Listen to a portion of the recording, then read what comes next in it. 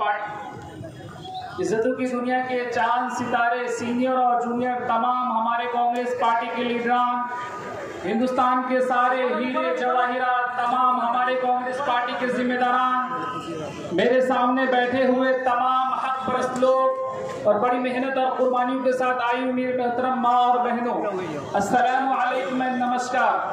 मैं अपनी बातों को इन आशार के साथ शुरू करना चाहता हूँ। न अपने जख्म गिने हैं न पट्टियाँ हमने, न अपने जख्म गिने हैं न पट्टियाँ हमने, बड़े गुरूर से झेली हैं सख्तियाँ हमने। ये किसने ताज़ा हवाओं के पर कतर डाले, बड़े यकीन से खोली थी खिड़कियाँ हमने, बड़े यकीन से खोली थी खिड़कियाँ हमने। हाकिमे वक्त उतर आया है अदाकारी पर, हाकिमे वक्त उतर आया है अदाकारी पर, लोग मजबूर हैं जालिम की तरफदारी पर। और कल इसी जुर्म पे सर काट दिए जाते थे और आज इजाज दिया जाता है गद्दारी पर, और आज इजाज दिया जाता है गद्दारी पर। हम वक्त आने पर हम अपना हिम्मत दिखाएंगे, शहर को तुम खरीद लेना, उसके ऊपर राज करके हम दिखाएंगे। मेरा घर जलाने वालों मुझे फिक्र है तेरी भी, मेरा घर जलाने वालों मुझे फिक्र है तेरी भी। कहीं हवा का रुख जो बदला, तेरा घर भी जल न जाए, तेरा घर भी जल न जाए। स्टेट पे जब कोई आईना बनकर तुम्हारे दर पे पहुंचा है, जब कोई आईना बनकर तुम्हारे दर पे पहुंचा है, तो कमजरफो तुम्हारा हाथ क्यों पत्थर पे पहुंचा है। जब कोई आईना बनकर तुम्हारे दर पे पहुंचा है, तो कमजरफो तुम्हारा हाथ क्यों पत्थर पे पहुंचा है। और सुनो, जिस ताज को पाकर बहुत इतराते हो तुम, और सुनो, जिस ताज को पाकर बहुत इतराते हो तुम, हमारी ठोकरों से वो तुम्हारे सर पे पहुंचा है, हमारी ठोकरों से वो तुम्हारे पर सर पे पहुंचा है। जब हमने इस देश की इतिहास बड़ी शिद्दत से पढ़ा है, तो हम ये जानते कि हमको और आपको, हर उस इंसान को जो बराबरी, न्याय में, समानता में भरोसा रखता है, उसको कांग्रेस पार्टी की जरूरत है। कांग्रेस पार्टी एक ऐसी पार्टी है जो अपने आप में पूरी भारतीयता को समेट करके चलता है। किसी में हिम्मत कर सकता है कोई? एक ही मंत्रिमंडल में श्यामा प्रसाद मुखर्जी भी थे, डॉक्टर बाबा साहब भीमराव अंबेडकर भी थे। जब मैं ये कहता हूँ कि कांग्रेस पार्टी की चरित्र इस देश का चरित्र है, तो इसका मतलब ये है कि हम एक ही बागीचे में हजारों तरीके के फूल खिलाना चाहते हैं। इसलिए हमारा रंग नहीं है, बहुरंग है। हम तमाम संस्कृतों को समेटे हुए। किसी ने मुझसे पूछा कि मोदी जी के सामने क्या विकल्प है। मैंने कहा कोरोना का टीका ढूंढा गया है, बीमारी का इलाज ढूंढा जाता है, विकल्प नहीं। और इस बात में कोई दो राय नहीं है कि दो तरह के विचार के लोग इस देश में रह रहे। एक वो है जो नफरत फैला रहे, एक वो है जो दंगा फैला रहे, एक वो है जो हिंसा कर रहे, एक वो है जो इस देश की लोगों की पहचान के आधार पर उसको आपस में लड़ा रहे, एक वो है जो इस देश के लोगों की रोजी रोटी छीन करके अपनी दोस्तों की तिजोरी में पहुंचा रहे। दूसरी तरफ कांग्रेस पार्टी है जिसको इस देश के लोगों को जोड़ करके रखना है, उनके बीच में मोहब्बत का पैगाम और संदेशा लेकर जाना है। उसको इस बात का इंश्योर करना है कि इस देश के अंदर सबके लिए रोजी रोटी, कपड़ा, मकान, हेल्थ, एजुकेशन, पानी, बिजली का पूरा इंतजाम होगा। ये देश सबका है, सिर्फ प्रधानमंत्री का, दोस्त का नहीं है। इसलिए मैं कहता हूँ गांधी के मानने वाले लोग इधर आ जाए, जो गांधी को हत्या करने वाले लोग हैं, जिसको देश में भरोसा नहीं है, जिसको संविधान में भरोसा नहीं है, वो उस तरफ चले जाए। ये लड़ाई आर पार की लड़ाई है और इस लड़ाई में अंत तक सत्य जीतेगा, ये हमारा भरोसा है। सच्चाई ये है कि लोगों की आमदनी नहीं बढ़ रही है, सच्चाई ये है कि लोगों को रोजगार नहीं मिल रहा है, सच्चाई ये है कि एजुकेशन, तालीम दिन ब दिन महंगी होती जा रही है। सच्चाई ये है कि ट्रीटमेंट, इलाज दिन ब दिन महंगी होती जा रही है। सच्चाई ये है कि किसानों को उनका फसल का दाम नहीं मिल रहा है। सच्चाई ये है कि कोई किसान अपने बच्चे को किसान नहीं बनाना चाहता। पीएम अपने बच्चे को पीएम बनाना चाहता है, सीएम अपने बच्चे को सीएम बनाना चाहता है, डीएम अपने बच्चे को डीएम बनाना चाहता है, डॉक्टर अपने बच्चे को डॉक्टर बनाना चाहता है, लेकिन कोई किसान अपने बच्चे को किसान नहीं बनाना चाहता। क्यों आखिर? इसलिए कि 45 साल में देश में सबसे ज्यादा बेरोजगारी हो, किसानों को उनकी फसल का दाम नहीं मिलता हो, मजदूरों को उनकी मजदूरी नहीं मिलती हो, मजदूरी करने के बावजूद आपके पास कोई सुरक्षा नहीं है, पीएफ नहीं मिल रहा। ये बेईमानी है कि नहीं है? ये रोज हमारे देश में हमारे आंखों के सामने हो रही है। कांग्रेस पार्टी के राज में एक आदमी मजदूरी करके अपना घर बना सकता था। कांग्रेस पार्टी के राज में एक आदमी मजदूरी करके अपने बच्चे को अच्छे से अच्छे तालीम, एजुकेशन दिला सकता था। कांग्रेस पार्टी के राज में एक आदमी मजदूरी करके अपनी अच्छी जिंदगी गुजार सकता था। भाजपा के राज में पहली बात, आपको नौकरी नहीं मिलेगी। अगर खुदा न खास्ता आपको नौकरी मिल भी गई,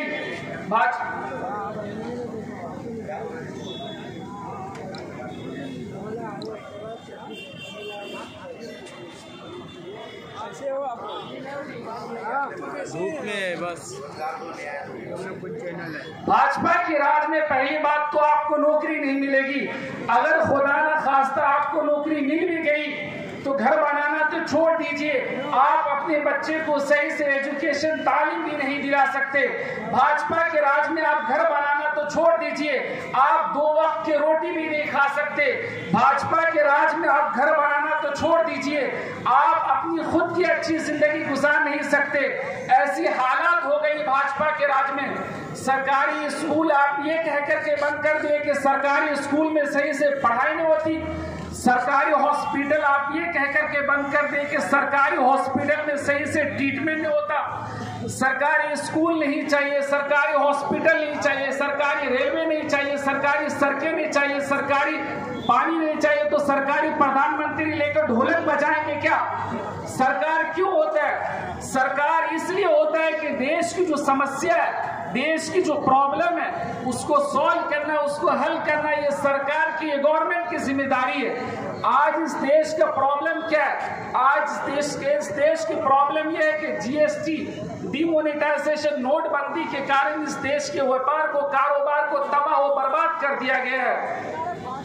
इस देश की जो प्रॉब्लम है, हर 10-15 मिनट में हमारे देश में किसी महिला के साथ कोई अत्याचार होता है। इस देश की जो प्रॉब्लम है, जो लोग अपनी पूरी जिंदगी गुजार देते हैं सरकारी नौकरी करने में, उसका पेंशन बंद कर दिया गया।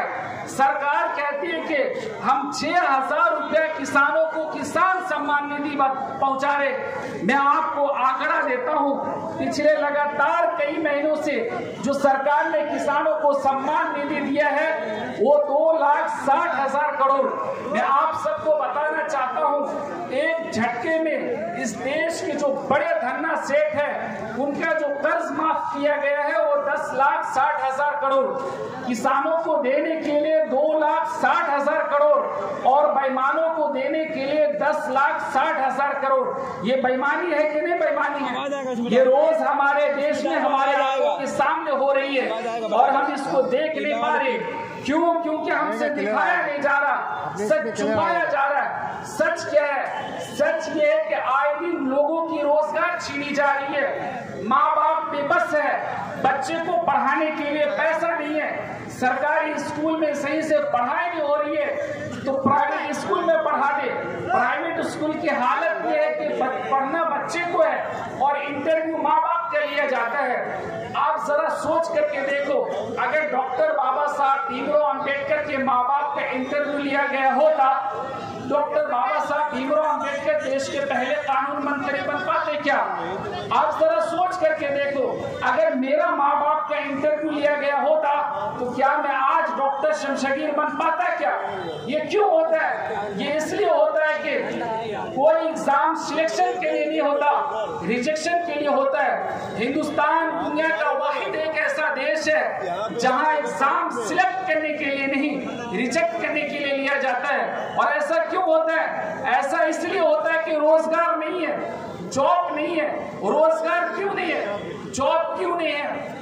रोजगार के सारे साधन चोरी करके अपने दोस्तों की तिजोरी में पहुंचा दिया गया है। मुझको जालिम का तरफदार नहीं लिख सकते, मुझको जालिम का तरफदार नहीं लिख सकते, कम से कम मुझे वो लाचार नहीं लिख सकते। जहां हथेली पे लिए बोल रहा हूं जो सच, उसको इस देश के अखबार नहीं लिख सकते, उसको इस देश के अखबार नहीं लिख सकते। 3 दिसंबर 2023 की तारीख को जब चुनाव का रिजल्ट आ रहा था, एक गोदी मीडिया का पत्रकार टीवी चैनल पर कह रहा था कि इस चुनाव परिणाम को देख करके ऐसा लगता है जैसे छत्तीसगढ़ बन गया मोदी का, राजस्थान बन गया मोदी स्थान, मध्य प्रदेश बन गया मोदी प्रदेश। तो मेरा दिल बोला मैं उसके अंदर घुस जाऊं। अगर वो टीवी नहीं रहता तो मैं पक्का उसके अंदर घुस जाता और मैं उनसे सवाल पूछता, अगर छत्तीसगढ़ बन गया मोदी का, राजस्थान बन गया मोदी स्थान, मध्य प्रदेश बन गया मोदी प्रदेश, तो आपकी ये इच्छा है कि आप महाराष्ट्र को बनाना चाहते हैं मोदी राष्ट्र? नहीं बनाना चाहते तो मैं आप सबसे एक अपील करना चाहता हूं। इन्होंने वादा किया था राजस्थान में हमारी सरकार आएगी तो 450 रुपए में सिलेंडर देंगे। महाराष्ट्र में सरकार तो है, तो जब बीजेपी के लोग कागज लेकर के आए तो उनसे सवाल पूछना, महाराष्ट्र में 450 रुपए में कब सिलेंडर दे? आप उनसे सवाल पूछो। जब आप उनसे सवाल पूछेंगे तो टीवी पे जो मोदी की गारंटी आ रहा है वो गारंटी आना बंद हो जाएगा। मैं ओपन चैलेंज कहता हूं, अगर भाजपा की 5 गारंटी होगी तो कम से कम वो 1 गारंटी पूरा करेगा। यह भाजपा की गारंटी है, इसलिए लिख लीजिए मेरी भी गारंटी, भाजपा की गारंटी। इसके मतलब कभी भी पूरा होने वाला नहीं। मैं आपको याद दिलाना चाहता हूं, भाजपा की गारंटी थी, मोदी जी की गारंटी थी 15 लाख रुपया बैंक अकाउंट में आ जाएगा। कहां पूरा हो गया? 2 करोड़ नौकरियां दूंगा। किसको नौकरी मिली? सबका साथ, सबका विकास, सबका विश्वास। सिर्फ बीजेपी के एमएलए, एमपी, मिनिस्टर, नगर सेवक का विकास हुआ, बाकी गरीब जनता का कोई विकास नहीं हुआ। मोदी जी की गारंटी थी 2022 तक सबको पक्का मकान मिल जाने का था, मिला क्या?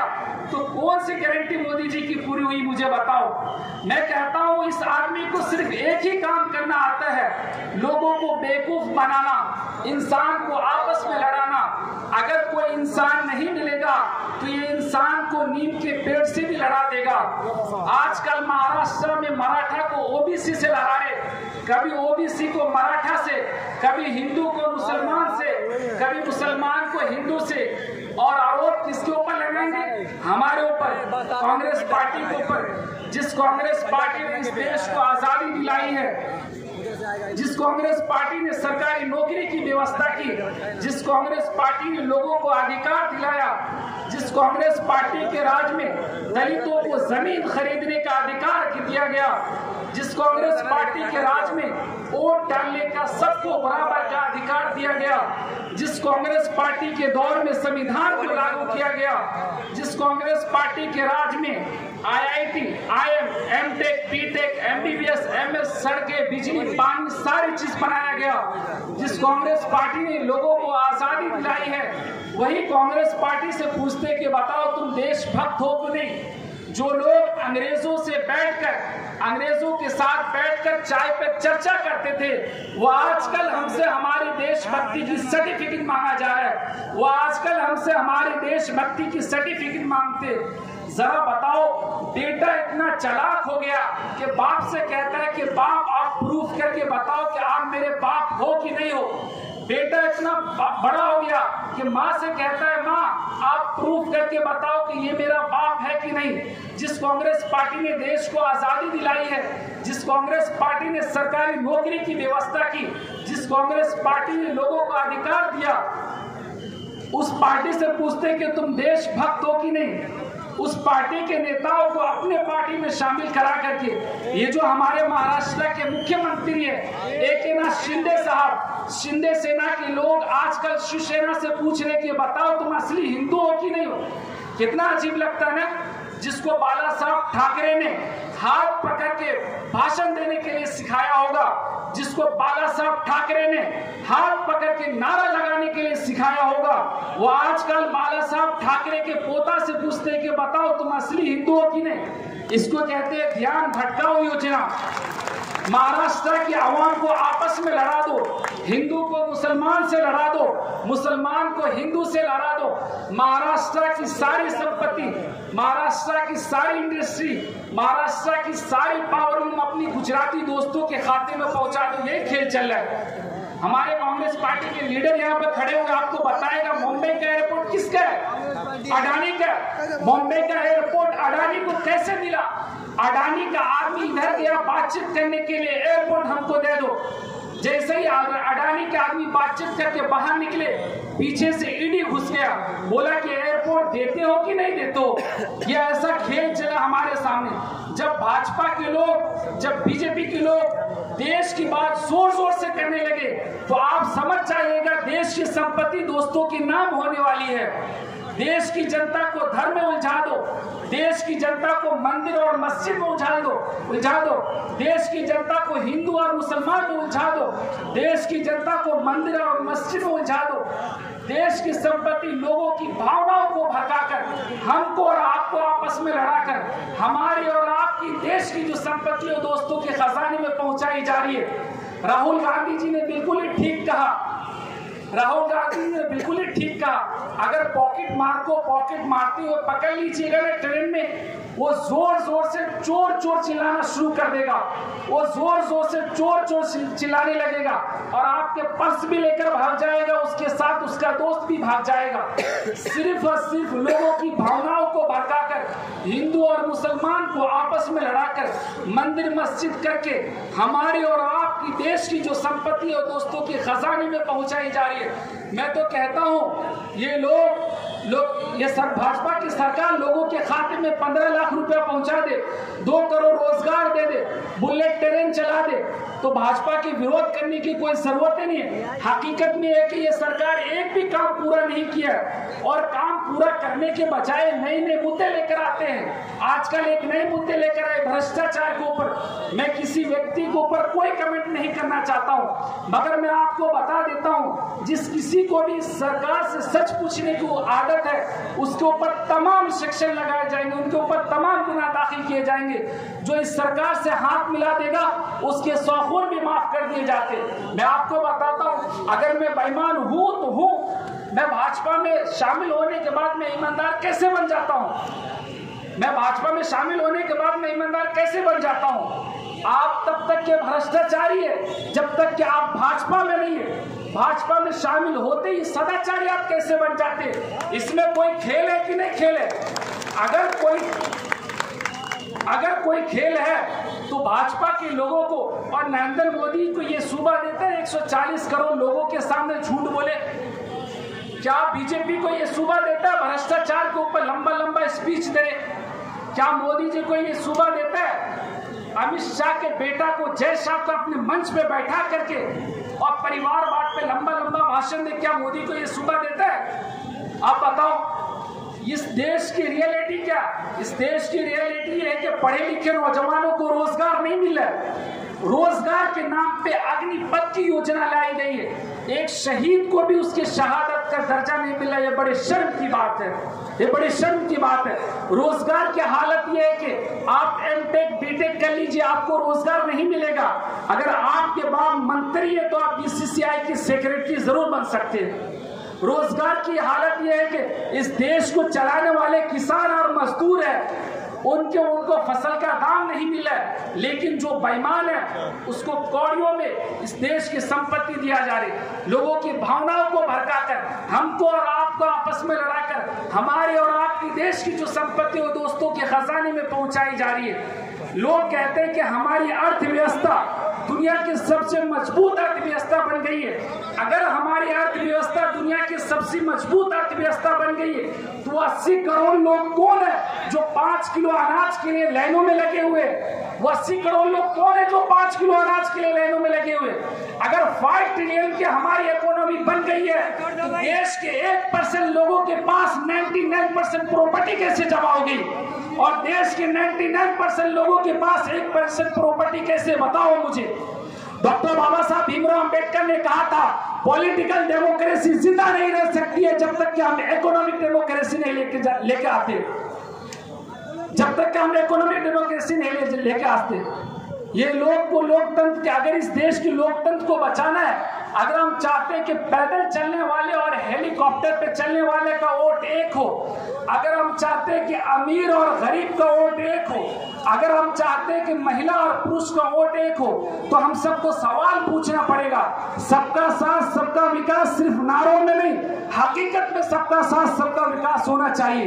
ये देश 140 करोड़ लोगों का है, ये तिलक लगाने वालों का भी है, ये टोपी पहनने वालों का भी है, ये महिला का भी है, ये पुरुष का भी है, ये सभी धर्म सभी जाति के लोगों का देश है।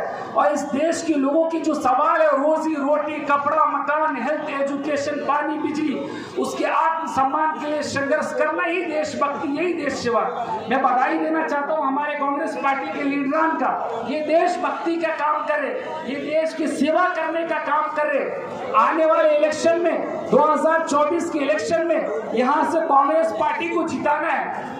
आने वाले इलेक्शन 2024 के इलेक्शन यहाँ से हमको जिताना है। और मैं ये इलेक्शन 2024 के इलेक्शन में हम सबको ये यहाँ से जिताना है। राहुल गांधी को सिर्फ प्राइम मिनिस्टर नहीं बनाना, इस मुल्क की आइन की, संविधान की, कॉन्स्टिट्यूशन की हिफाजत की लड़ाई है, इस मुल्क की गंगा जमनी तहजीब की, रिवायात की, कदरों की लड़ाई है। आपको ही तय करना है भविष्य की राजनीति को, देश की राजनीतिक व्यवस्था को। हर व्यक्ति ईमानदारी के साथ खड़ा हो जाए, इस जज्बे के साथ खड़ा हो जाए, इस जोश के साथ खड़ा हो जाए, इस जुनून के साथ खड़ा हो जाए कि हाँ बदलाव करना है। मैं जहाँ हूँ, मैं जिस स्थिति में हूँ, मैं जिन हालात में हूँ, मैं जिन मुश्किलात में हूँ, हर हालात में बदलाव करना है। हर व्यक्ति ये संकल्प ले, हम जिम्मेदारी के साथ बदलाव करेंगे। राहुल गांधी को प्राइम मिनिस्टर ऑफ इंडिया बनाएंगे, राहुल गांधी को, कांग्रेस पार्टी को ताकत देने के लिए काम करेंगे। क्या आप तैयार है? अगर आप तैयार है तो हाथ उठाकर जोरदार तरीके से ताली बजाकर कहे समर्थन का ऐलान। मैं इन्हीं बातों के साथ मैं बहुत बहुत धन्यवाद बधाई देते हुए खत्म करता हूँ, ऊपर वाले से दुआ करता हूँ और इस शेर के साथ खत्म करता हूँ कि नफरत के आंधियों में दबदबा हो, चिराग के आंधियों में दबदबा हो। न अपनी जख्म लिखे हैं, न पट्टियां हमने बड़े गुरूर से झेली है, सख्तियां हमने ये किसने ताजा हवाओं के परततर डाले, बड़े यकीन से खोली थी खिड़कियां हमने। आप जो भी चाहेंगे खुदा आपको अता करेगा। आपके लिए डॉक्टर शमशगीर दिल से दुआ करेगा। हमारी और आपकी मिलने की कोई सूरत नहीं, फिर भी अब लग रहा है कि खुदा कोई मौजिज़ा करेगा। इतनी मोहब्बतों में कशिश चाहते हैं हम, इंसान के गम में दूसरा इंसान तड़प उठे। काश ऐसा प्यार दोनों तरफ के दिलों के लोगों में हो। हिंदू का दिल दुखे तो मुसलमान चीख उठे, हिंदू का दिल दुखे तो मुसलमान चीख उठे। शुक्रिया, जय हिंद।